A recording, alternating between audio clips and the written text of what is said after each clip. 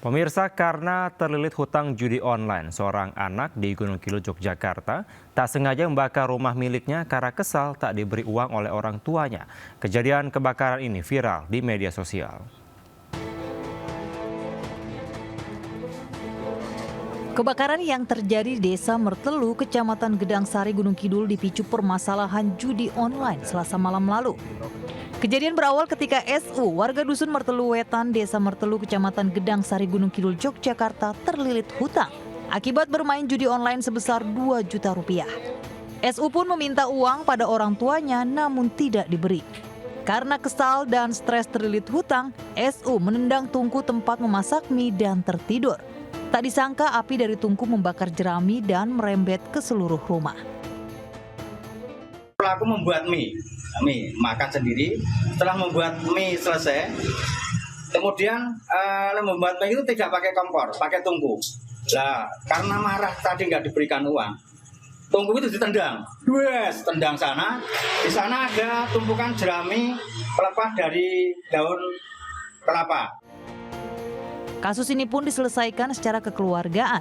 Pihak Polsek Gedang Sari mengimbau warga agar menjauhi judi online serta melaporkan kejadian kepada petugas jika menemukan adanya praktek judi online. Dari Gunung Kidul, Yogyakarta, Kismaya Wibowo melaporkan. Pemirsa, aksi kriminalitas di kawasan Bekasi Utara, Jawa Barat sudah sangat meresahkan warga. Seorang pria parubaya dan bocah berusia 5 tahun menjadi korban jambret handphone dan kalung yang dilakukan pelaku bermotor. Aksi jambret terekam CCTV hingga viral.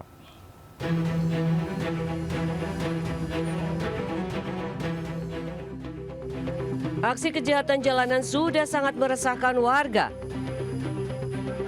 Di kawasan Jalan Merpati Raya Harapan Jaya, Bekasi Utara, Jawa Barat, 2 remaja berboncengan sepeda motor menjamret telepon genggam milik pria parubaya yang sedang membaca pesan.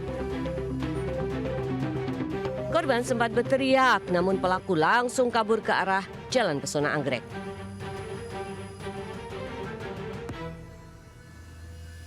Aksi penjambretan juga terjadi di perumahan Wisma Asri Bekasi Utara. Seorang bocah 5 tahun dijamret kalungnya saat sedang bermain sepeda dengan temannya. Kedua aksi jambret ini pun terekam CCTV hingga viral. Aksi penjambretan di Bekasi Utara kerap terjadi. Namun hingga kini para pelaku belum ada satupun yang tertangkap. Korban berharap pelaku segera ditangkap. Dari Bekasi, Jawa Barat, Rahmat Hidayat, iNews melaporkan. Pemirsa, seorang mahasiswi tewas kecelakaan akibat menghindari aksi kelitih atau kejahatan jalanan menggunakan senjata tajam di jalan wilayah Umbul Harjo, Yogyakarta. Korban tewas akibat menabrak pembatas jalan karena ketakutan.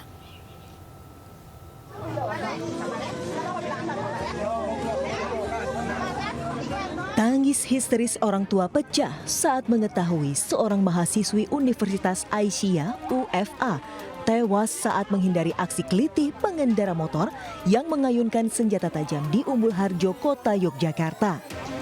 Korban tewas akibat menabrak pembatas jalan karena ketakutan untuk menghindari aksi kejahatan jalanan.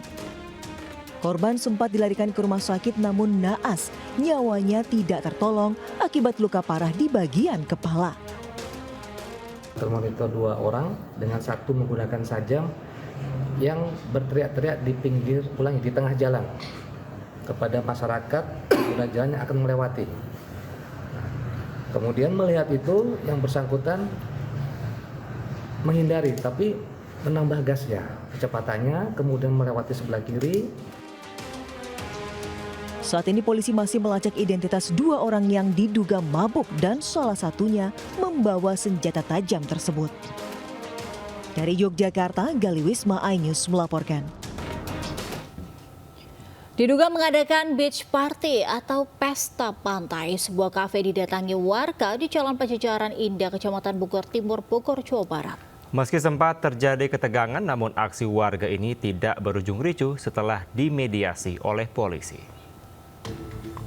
Terus norma budaya Sunda, budaya. Puluhan warga dari sebuah ormas mendatangi sebuah kafe di Jalan Pajajaran Indah, Kecamatan Bogor Timur, Bogor, Jawa Barat. Mereka memprotes bahwa kafe yang akan menyelenggarakan acara beach party atau pesta pantai Sempat terjadi ketegangan antara warga dan petugas keamanan kafe tersebut. Beruntung polisi segera datang dan melakukan mediasi. Warga menilai konsep acara seperti ini dapat menimbulkan asusila di kalangan masyarakat di Kota Bogor. Apalagi undangan itu telah tersebar di media sosial. Mereka meminta kepada pihak pengelola kafe untuk membatalkan acara tersebut yang mereka pajang di akun media sosialnya. Usai dimediasi polisi atas penolakan ini, pihak pengelola kafe akhirnya meminta maaf dan membatalkan acara tersebut. Kita semua tahu di Instagram tersebar satu undangan kemaksiatan, yaitu mengundang untuk adanya pesta bikini atau pesta dengan pakaian pantai, dan juga ada pengiklanan minuman keras dengan terang-terangan di media sosial di Instagram milik daripada Cafe Sharing ini. Sharing Live Music Cafe memohon maaf sebesar-besarnya atas kegaduhan yang sudah terjadi dengan postingnya event untuk hari Rabu besok yang mengundang asusila, kemaksiatan. Dengan ini resmi ditiadakan, di-cancel. Usai protes massa akhirnya membubarkan diri setelah ada jaminan dari aparat kepolisian Polresta Kota Bogor dan Satpol PP Kota Bogor bahwa acara beach party itu dibatalkan. Dari Bogor, Jawa Barat, Andi Firmansyah, Anyus melaporkan. Seorang pria di Kabupaten Tuban, Jawa Timur nekat mencabuli anak tetangganya yang masih di bawah umur. Ironisnya, aksi bejat pelaku dilakukan saat korban bersama orang tuanya mengikuti acara tahlilan 40 hari meninggalnya istri pelaku.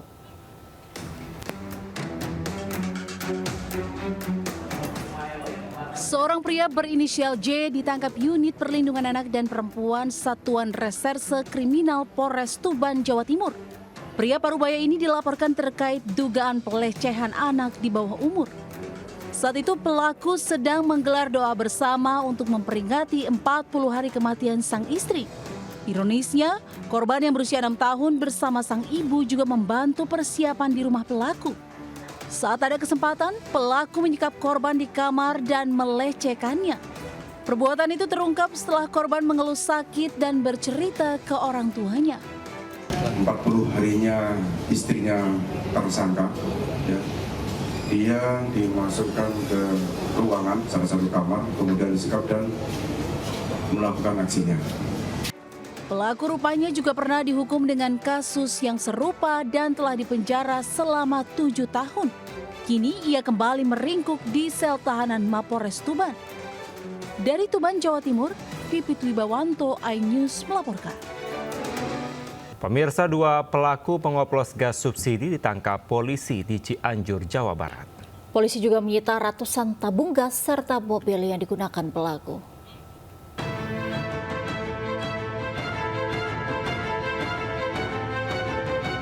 Dua pelaku pengoplos tabung gas bersubsidi ke tabung gas non-subsidi ukuran 5 kilo dan 12 kg ditangkap polisi di Desa Girimukti, Kecamatan Campaka, Cianjur, Jawa Barat. Dalam aksinya pelaku membeli dan mengumpulkan tabung gas bersubsidi ukuran 3 kg. Kemudian memindahkan isinya ke tabung gas non-subsidi dengan menggunakan alat modifikasi. Gas hasil oplosan pelaku dijual ke sejumlah wilayah di Cianjur dan Bandung, serta meraup keuntungan sebesar Rp68.000 per tabungnya. Beroperasi sejak tahun 2022, tersangka sudah merugikan negara lebih dari Rp800 juta. Mengumpulkan terlebih dahulu tabung-tabung subsidi, tentunya yang berisi dengan gas. Kemudian dengan alat tertentu yang digunakan berupa pipa dan yang sudah dimodifikasi menjadi regulator dan es batu. Dalam kasus ini, polisi menyita barang bukti tabung gas berbagai ukuran, 1 mobil, dan barang bukti lainnya. Kini pelaku dijerat Undang-Undang tentang Minyak dan Gas Bumi dengan ancaman 6 tahun penjara dan denda Rp50 miliar. Dari Cianjur, Jawa Barat, Muhammad Andi, iNews melaporkan. Pemirsa, Badan Pemeriksa Keuangan BPK menemukan sebanyak 630 unit kendaraan dinas aset pemerintah Kota Bekasi, Jawa Barat hilang. Total kerugian negara mencapai Rp61 miliar.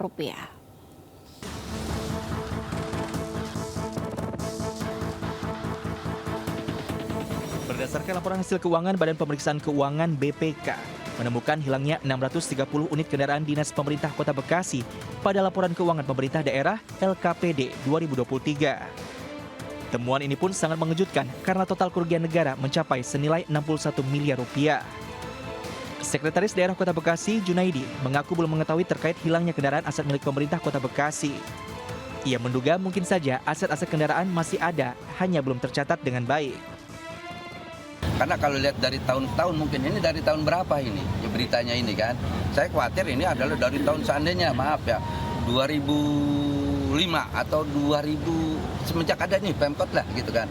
Ya saya rasa ini kita lihat, kalau toh memang kendaraannya perlu dihapuskan karena udah menyusut, ya lakukan gitu kan. Jangan sampai cuma tercatat judulnya, tapi kendaraannya udah nggak jelas.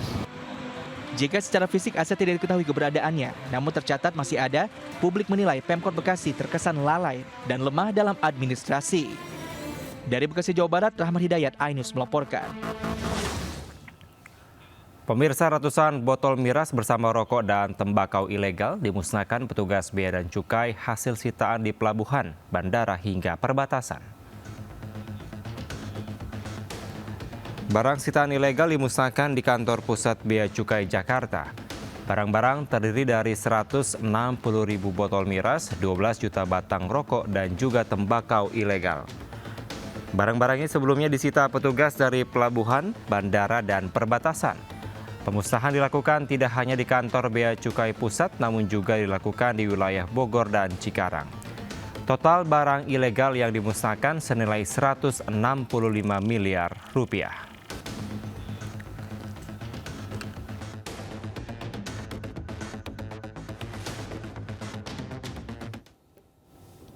Ribuan warga Banten Selatan berunjuk rasa di depan kawasan Monas, Jakarta Pusat. Mereka menuntut pembentukan Kabupaten Cilangkahan yang meliputi 11 kecamatan di wilayah Banten Selatan. Ratusan warga Banten memadati kawasan Monas sejak pukul 8 pagi. Mereka menuntut pemekaran daerah otonomi baru DOB Kabupaten Cilangkahan. Diketahui selama ini wilayah Cilangkahan merupakan bagian dari Kabupaten Lebak, Banten. Warga ingin agar Cilangkahan jadi kabupaten sendiri berpisah dari Lebak. Masa aksi dari Badan Koordinasi Pembentukan Kabupaten Cilangkahan, Banten sempat ricuh, seperti melempar botol minuman bekas dan batu ke arah barikade polisi yang jaga di depan Bundaran Monas, Jakarta Pusat dalam aksi unjuk rasa. Meski adanya aksi tersebut, Jalan Medan Merdeka Barat depan Kemenparekraf masih dapat dilalui untuk kendaraan bermotor.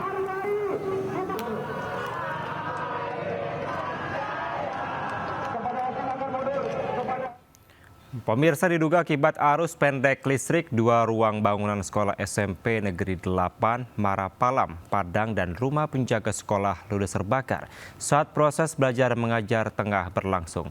Akibat peristiwa ini, para siswa pun terpaksa dipulangkan.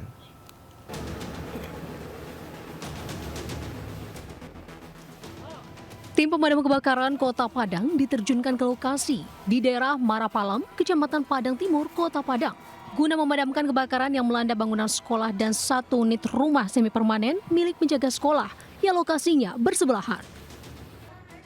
Kepulan asap putih dan kobaran api besar membuat panik ratusan siswa dan guru di SMP Negeri 8 Padang pada Rabu pagi. 7 unit mobil pemadam kebakaran dikerahkan ke lokasi.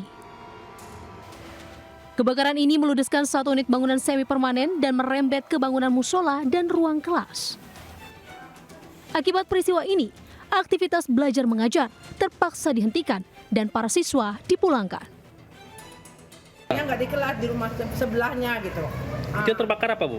Rumah musola. Rumah kami musola. Oh, merembet ke musola ya? Lagi belajar ya? Sedang belajar kami semuanya. Nah, sekarang gimana, Bu? Dihentikan atau gimana? Anak-anak sudah kami infokan untuk dijemput orang tuanya.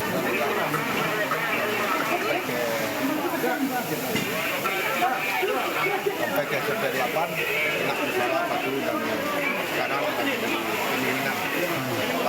Alhamdulillah, tapi nggak bisa selesai. Diduga kebakaran disebabkan arus pendek listrik dari bangunan penjaga sekolah yang ditinggal ke pasar oleh pemiliknya dan api merembet ke bangunan sekolah. Beruntung tak ada korban jiwa dalam insiden ini. Kerugian ditaksir mencapai ratusan juta rupiah. Dari Padang, Sumatera Barat, Budi Sunandar, iNews melaporkan. Pemirsa, sejumlah siswa Sekolah Dasar Negeri 39 Kota Palembang keracunan massal usai mengkonsumsi jajanan berbentuk minuman semprot berbagai rasa yang dijual di kantin sekolah. Korban alami mual dan muntah-muntah dan harus dirawat di rumah sakit.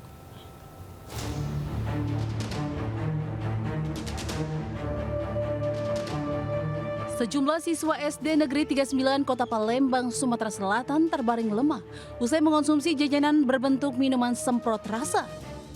4 dari 9 siswa harus dirawat intensif di rumah sakit karena mengalami mual serta muntah. Menurut pihak sekolah, kejadian berawal saat para siswa membeli jajanan berbentuk minuman semprot rasa di kantin sekolah saat jam istirahat. Namun saat pelajaran sekolah, para siswa mengeluh mual. Jam 9:30 itu anak kan istirahat, mungkin kesempatan itulah anak-anak jajan kan, langsung ke anak-anak muntah. Nah setelah anak-anak muntah langsung dibawa ke ruang guru, setelah itu kami bawa ke puskes, tetapi pihak puskes menghimbau untuk dibawa ke rumah sakit. Kini tim Badan Pengawas Obat dan Makanan telah menyita jajanan semprot rasa untuk diketahui kandungan di dalamnya. Sementara pedagang yang menjual jajanan telah diperiksa penyidik kepolisian sektor Ilir Timur 1 Kota Palembang. Dari Palembang, Sumatera Selatan, Guntur iNews melaporkan. Pemirsa, dramatis seorang ibu terpaksa lakukan persalinan dalam ambulans saat perjalanan menuju rumah sakit di Kecamatan Parung Panjang, Kabupaten Bogor pada Rabu siang. Jarak tempuh yang jauh dan medan jalan rusak memicu sang ibu alami kontraksi lebih cepat.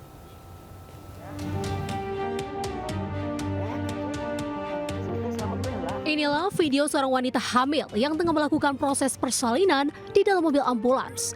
Dibantu seorang bidan, proses persalinan terpaksa dilakukan lantaran kondisinya darurat. Situasi ini terpaksa dilakukan karena jarak tempuh lokasi rumah sakit yang cukup jauh dan medan jalan yang rusak membuat laju ambulans tak bisa melaju cepat. Akibat guncangan dalam mobil, sang ibu mengalami sesak dan gelisah. Pembukaan juga berlangsung lebih cepat. Terus banyak goncangan, gitu kan, kita nggak bisa gerakan cepat. Itu kita tadi kecepatan 20 aja itu udah baik, pasien di stretcher ini udah guling-guling, ya kan, terus kondisi sesak. Saya tanya, kenapa Bu? Ini Pak, kepala bayinya sudah keluar katanya kan. Kini kondisi sang ibu Nur Khalifah, 18 tahun, yang sempat mengalami pendarahan tengah menjalani perawatan intensif di rumah sakit. Sementara bayi yang dilahirkan selamat sudah bisa dibawa pulang ke rumah. Dari Kabupaten Bogor, Jawa Barat, Iwan Setiawan, iNews melaporkan.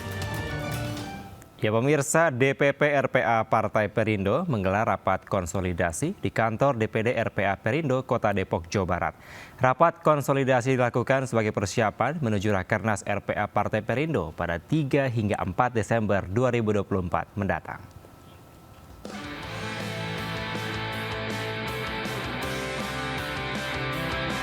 Ketua Umum DPP RPA Perindo Jenny Latumahina memimpin langsung rapat konsolidasi yang digelar di kantor DPD RPA Perindo Kota Depok, Jawa Barat.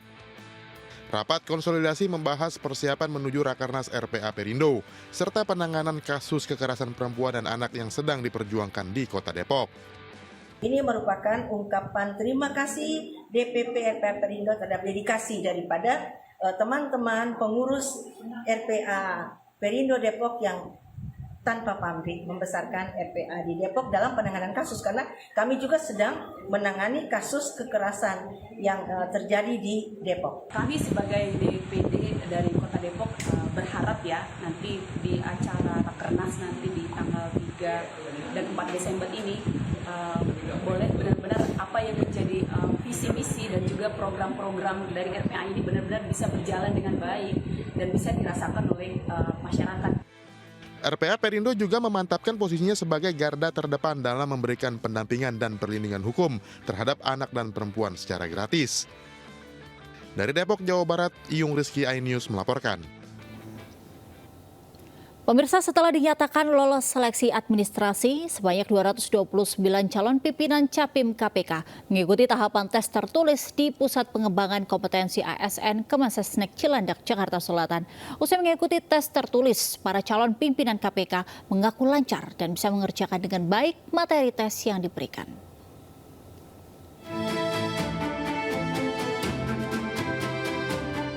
Setelah melalui proses seleksi administrasi, proses pemilihan calon pimpinan dan Dewan Pengawas KPK memasuki tahap seleksi tes tertulis. Hampir seluruh peserta tes tertulis Capim KPK mengaku telah mengikuti proses tes secara lancar yang berlangsung sekitar 2 jam. Mereka juga mengapresiasi pihak pansel KPK yang dinilai profesional saat menggelar pelaksanaan tes tertulis. Para peserta diminta untuk mengerjakan total sebanyak 6 pertanyaan, yakni 4 pertanyaan wajib dan 2 pertanyaan pilihan. Salah satu peserta tes Capim KPK, mantan Menteri ESDM Sudirman Said mengaku, jika nanti lolos sebagai Ketua KPK, dirinya menekankan pimpinan KPK harus melakukan perubahan dengan melakukan konsolidasi internal. Hal senada juga disampaikan mantan juru bicara KPK, Johan Budi Sabto Prabowo. Sebetulnya sedang berlangsung adalah solusi bagi KPK. Apa sih masalah utamanya? Masalahnya kepemimpinan kan? Karena itu yang sedang berlangsung adalah menyeleksi calon pemimpin. Jadi saya kira jawaban dari keadaan di KPK. Nah, sesudah pemimpin terpilih siapapun itu nanti, maka kewajiban pertama dari pemimpin KPK adalah melakukan konsolidasi internal. Ya, kalau ditanya kenapa saya daftar KPK, ya seperti yang pernah saya sampaikan, saya ingin ikut kembali memberantas korupsi secara langsung. Yang kedua, kita ketahui bersama KPK sekarang kalau kita lihat ya, kalau dari ukuran persepsi publik, beberapa survei menunjukkan bahwa lembaga KPK sedang tidak baik-baik saja. Nantinya para peserta yang lolos seleksi tertulis akan diumumkan pada 8 Agustus mendatang dan memasuki tahap seleksi selanjutnya, yakni profile assessment. Dari Jakarta, LCKC, Muhammad Khairuddin, iNews melaporkan. Pemirsa, ribuan pencari kerja memenuhi job fair di Disnaker Trans, Subang, Jawa Barat pada Rabu. Ya, mereka rela berdesak-desakan untuk melamar kerja karena sulitnya mendapatkan pekerjaan.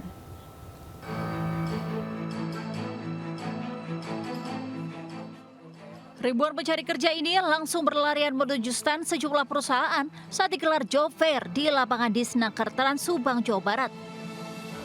Banyaknya para pencari kerja itu membuat petugas keamanan kewalahan menertibkan antrian.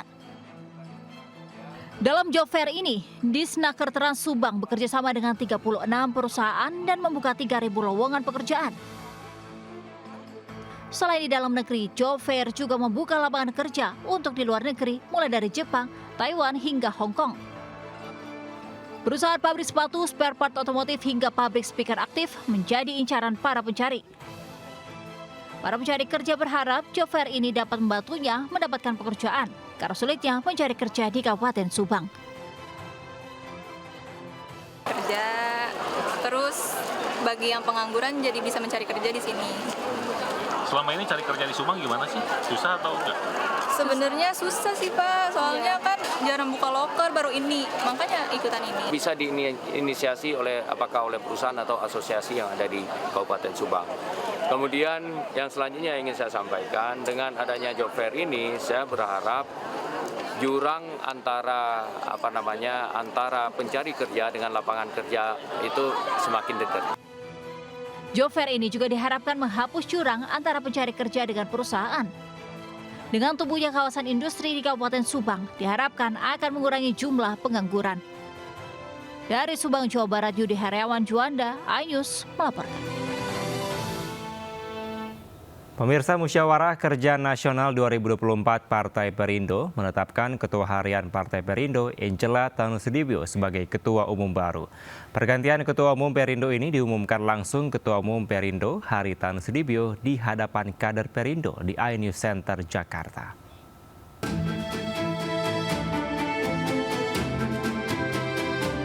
Dalam penutupan Musyawarah Kerja Nasional 2024 Partai Perindo, Ketua Umum Partai Perindo Hari Tanusudibyo mengumumkan akan menugaskan Ketua Harian Partai Perindo Angela Tanusudibyo sebagai Ketua Umum baru.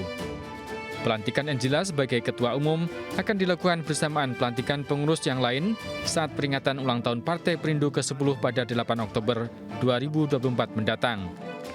HT menilai Angela yang merupakan sosok anak muda dapat membangun partai lebih baik. Meski demikian, HT menyebut dirinya masih tetap berada dalam partai. Saya akan menugaskan Mbak Angela Tanusudibio untuk menjadi Ketua Umum Partai Perindo. Kita berikan tepuk tangan. Setuju? Karena Mbak Angel ini masih muda, usia 37 tahun, lahir tahun 87, generasi milenial, dan seharusnya mampu berkomunikasi dengan gaya bahasa yang sama dengan para generasi muda lainnya. Ya, saya tetap akan di partai sebagai Ketua Majelis Persatuan Partai untuk mengayomi semuanya. Setuju? Setuju. Ketua Harian DPP Partai Gerindra Sufmi Dasko mewakili Presiden terpilih Prabowo Subianto yang tengah bertugas di luar negeri menyampaikan akan melaporkan ke Presiden terpilih atas sejarah transformasi Partai Perindo yang akan membuatnya lebih besar dan maju dalam mengisi perjuangan pembangunan bangsa dan negara. Dan tentunya dengan terobosan ini saya yakin bahwa Partai Perindo pada tahun 2029 akan menemani partai-partai lain seperti Partai Gerindra di parlemen, di DPR RI, dan akan lebih banyak lagi anggota legislatif yang akan duduk di DPRD, provinsi, dan kabupaten kota. Mukernas Perindo berlangsung 3 hari sejak Senin lalu, dihadiri berbagai tokoh dan pimpinan sejumlah partai politik atau yang mewakili. Usai mendapat rekomendasi surat penugasan sebagai Ketua Umum, Angela Tanusudibio pun menyampaikan terima kasihnya untuk Ketua Majelis Persatuan Partai Perindo dan seluruh pengurus partai. Dari Jakarta, Tim Liputan iNews melaporkan. Usai ditugaskan sebagai Ketua Umum Partai Perindo, Angela Tanusudibio membakar semangat kader untuk memenangkan Pilkada 2024. Angela juga akan membawa partai lebih dekat dengan rakyat serta mewujudkan Indonesia sejahtera. Di hadapan kader, Ketua Umum Partai Perindo Angela Tanusudibio menyebut struktur organisasi Partai Perindo harus diperkuat hingga akar rumput untuk menciptakan kader yang unggul. Partai Perindo juga akan lebih dekat dengan rakyat karena perjuangan partai yang sesungguhnya adalah demi rakyat. Angela menambahkan, Partai Perindo juga akan mendukung kebijakan-kebijakan yang pro terhadap rakyat agar bisa mewujudkan Indonesia sejahtera sesuai cita-cita Partai Perindo. Bahkan ada yang perlu waktu 1 minggu. Jadi kalau kita melihat garis perjuangan partai, sebetulnya memang adalah untuk mendukung pemerintahan. Kalau kita bedah lebih dalam ya. Jadi kenapa hal tersebut? Karena satu-satunya cara untuk berkontribusi besar memang adalah untuk mendukung kebijakan-kebijakan yang pro rakyat yang dikeluarkan oleh pemerintah. Dan itu yang akan kita terus lakukan ke depannya. Setelah ini memang saya sebagai Ketua Umum baru dan mungkin termasuk yang muda ya. Memang kami ada niatan untuk silaturahmi dengan semua partai politik, termasuk dengan Gerindra dalam hal ini, tentunya untuk silaturahmi dan berdiskusi hal-hal yang lain. Sementara pemirsa, mantan Gubernur DKI Jakarta Anies Baswedan yang hadir saat penutupan Musyawarah Kerja Nasional Partai Perindo mengajak para legislator terpilih dari Partai Perindo untuk bisa mengkritisi dan mengawasi kebijakan pemerintah agar kondisi masyarakat menjadi lebih baik. Sedangkan Menteri Pariwisata dan Ekonomi Kreatif Sandiaga Uno menanti peran Perindo untuk menciptakan Indonesia Emas 2045. Hadir dalam penutupan Musyawarah Kerja Nasional Partai Perindo di iNews Tower Jakarta, mantan Gubernur DKI Jakarta Anies Baswedan menyatakan pentingnya peran legislatif dalam mengontrol jalannya pemerintahan. Anies pun mengajak para legislator terpilih dari Partai Perindo untuk bisa mengkritisi, mengawasi hingga memperkaya kebijakan pemerintah agar kondisi masyarakat menjadi lebih baik.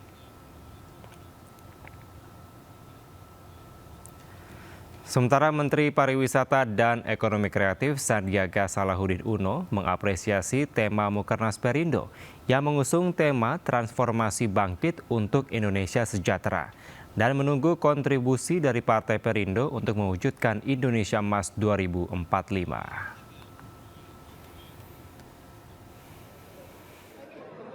Pengalaman terkait dengan hubungan eksekutif dan legislatif dan bagaimana bisa bekerja bersama agar di satu sisi kebijakan-kebijakan yang disusun oleh eksekutif itu bisa diawasi, bisa diperkaya, bisa dikritisi agar menjadi lebih baik. Di sisi lain, kebijakan-kebijakan yang sudah baik itu bisa ditingkatkan dan ada keterbukaan untuk mau mementingkan kepentingan rakyat banyak. Ya, sesuai dengan tagline transformasi bangkit sejahterakan Indonesia, kita sangat menunggu peran dan dorongan kontribusi Perindo untuk mencapai Indonesia Emas 2045. Pemirsa, Presiden Joko Widodo menyampaikan pidato pada acara refleksi dan catatan 10 tahun pemerintahan Jokowi di bidang konstruksi, infrastruktur, dan investasi di Jakarta. Jokowi menerima penghargaan dari Gabungan Pelaksana Konstruksi Nasional Indonesia sebagai Bapak Infrastruktur Indonesia.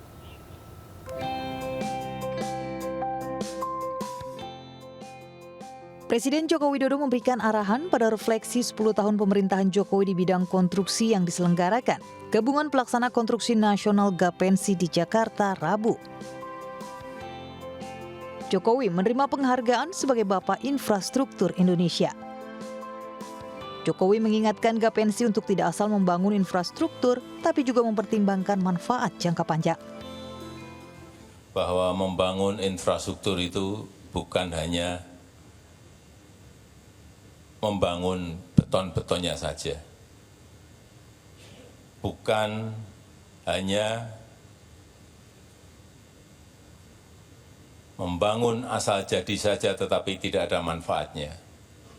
Kita tahu dari pembangunan infrastruktur ini, World Competitiveness Ranking kita naik dari 34 melompat ke 27. Indonesia bersaing dengan negara-negara dari sisi konektivitas dan infrastruktur untuk menarik investor masuk ke tanah air. Dari Jakarta, Tim Liputan melaporkan. Pemirsa, potensi zakat di Indonesia mencapai 300 triliun rupiah. Tapi potensi tersebut belum tergali secara maksimal. Ya, akibatnya manfaat zakat belum termanfaatkan untuk pemberdayaan ekonomi rakyat.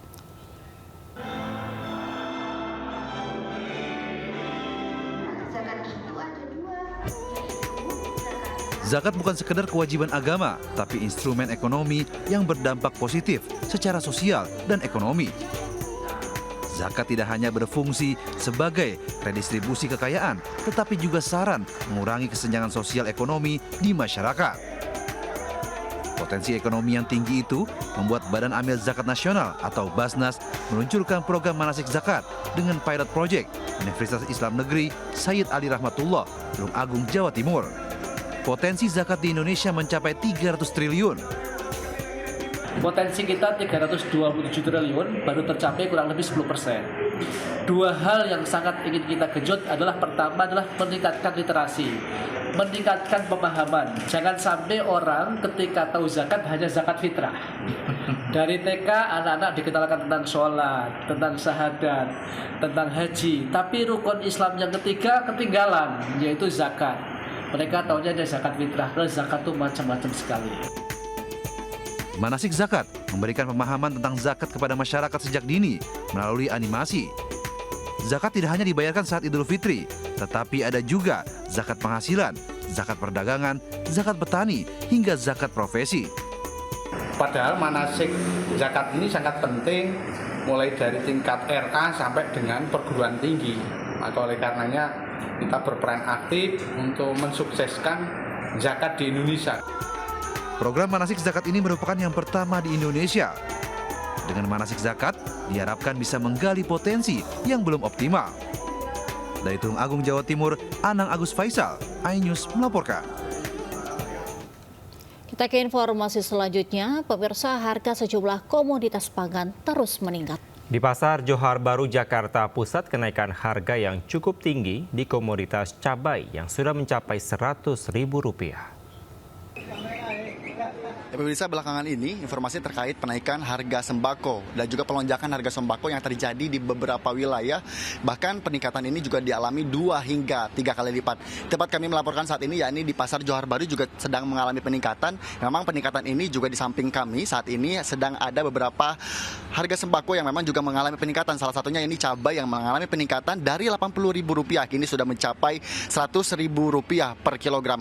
Bahkan peningkatan lainnya yakni dialami oleh minyak kita yang awalnya mulanya Rp15.000 kini sudah menaik menjadi Rp16.000 per 1 liter. Hal ini dikarenakan terjadi peningkatan dikarenakan para petani di sejumlah wilayah sedang mengalami gagal panen dan juga mengalami musim kemarau yang berkepanjangan. Tentu hal ini menjadi sorotan bahkan menjadi perhatian penting bagi pemerintah untuk bisa mengembalikan kembali harga komoditas pangan. Tentu hal ini juga menjadi harapan dan juga keluhan bagi para penjual maupun bagi para pembeli, karena para penjual juga mengalami pemasukan yang kurang baik dan para pembeli juga mengurangi jumlah pembelian, terutama bagi para pengusaha yang juga menggunakan beberapa komoditas pangan ini. Dari Jakarta, Hendri Afrila dengan juru kamera Pandu Priyo Aji, iNews melaporkan.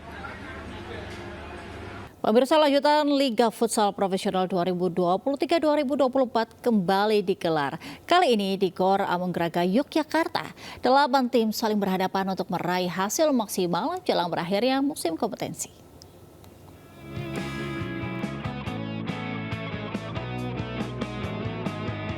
Pertandingan pembuka Liga Futsal Profesional hari kedua di Gor Amenggraga, Yogyakarta mempertemukan tim Cosmo JNE melawan Giga FC.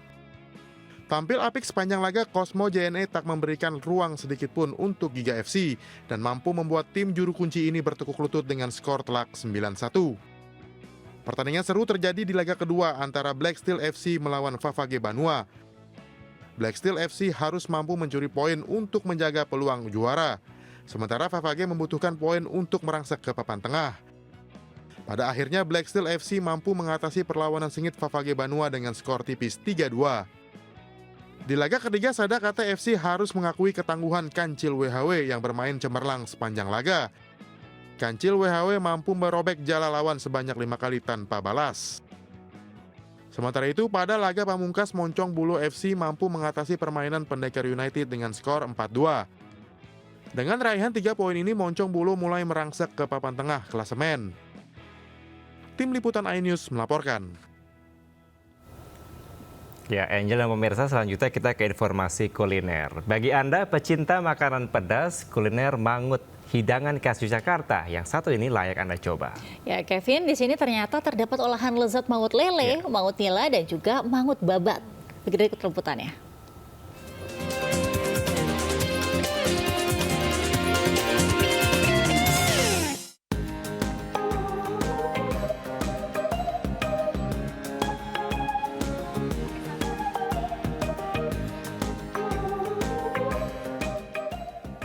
Terletak di kawasan Bekasi, Jawa Barat. Ini dia kedai yang menyajikan hidangan mangut khas Yogyakarta. Di sini, ikan melalui proses pengasapan terlebih dahulu. Proses pengasapan yang memakan waktu ini menjadi kunci kenikmatan sajian mangut. Setelah melalui proses pengasapan, ikan digoreng sebentar lalu disiram kuah mangut yang pedas menggugah selera. Nah, untuk bumbu mangut sendiri terdiri dari santan, cabai rawit, daun salam, bawang merah, dan bawang putih, serta kencur. Kita diasap dulu, habis diasap kita goreng sebentar, habis itu kita panasin lagi dicobek. Jadi nanti kita siram cobeknya, nanti kita nyajiinnya pakai cobek. Pakai ini ya berarti? Iya, pakai cobek. Iya, iya.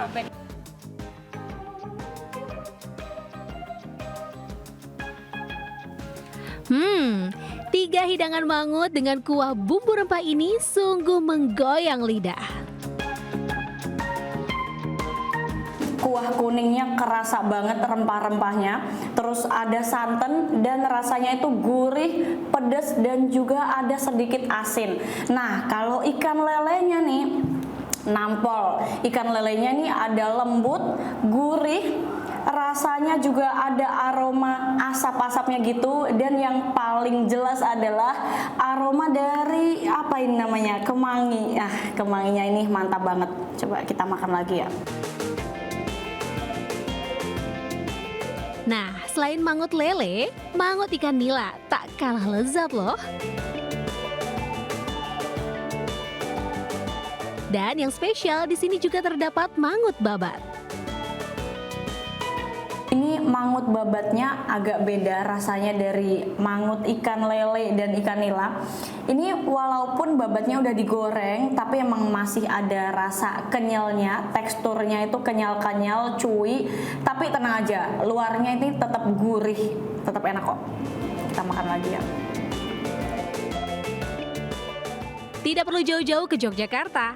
Jika Anda tertarik mencicipi hidangan mangut, Anda bisa berkunjung ke Kedai Mangut Lele Mas Aris di kawasan Grand Galaxy, Bekasi.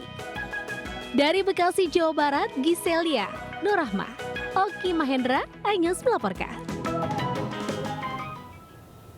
Kita ke informasi lainnya, petugas damkar Kabupaten Kuningan, Jawa Barat berhasil mengevakuasi anjing yang terjepit di pagar warga. Ya, petugas sangat berhati-hati agar anjing tidak terluka saat dievakuasi dari lubang pagar yang sempit.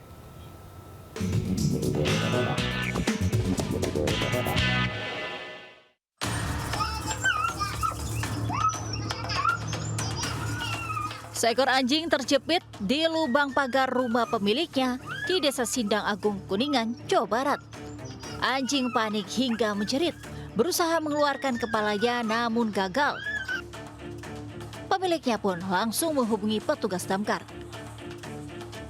Petugas damkar yang datang ke lokasi berusaha mengevakuasi anjing yang terjepit di pagar.